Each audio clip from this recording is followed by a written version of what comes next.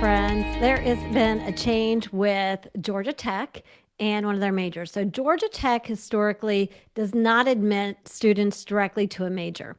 And the student has to only list their intended major inside their college application.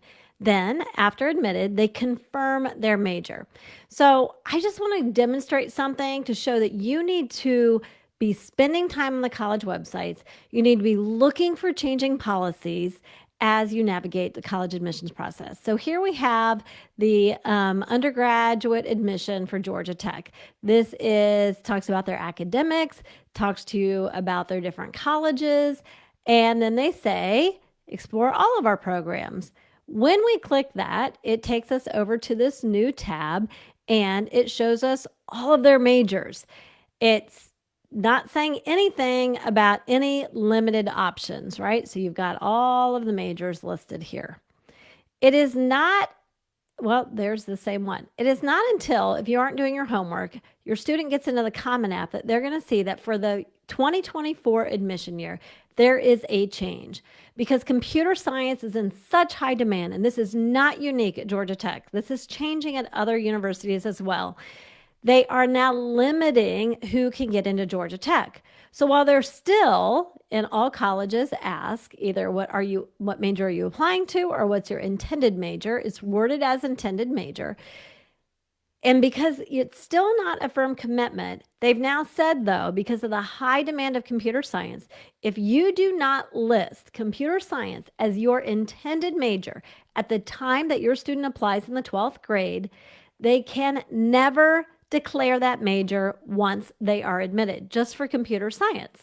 This is a change for this year.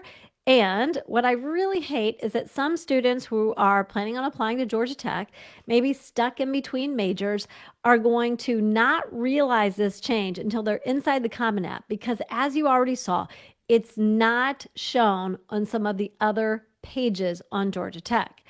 When we click here to get the details, it takes us over to this other page that basically says, if you want computer science, you cannot list it as your second intended choice major. You have to list it as your first intended choice.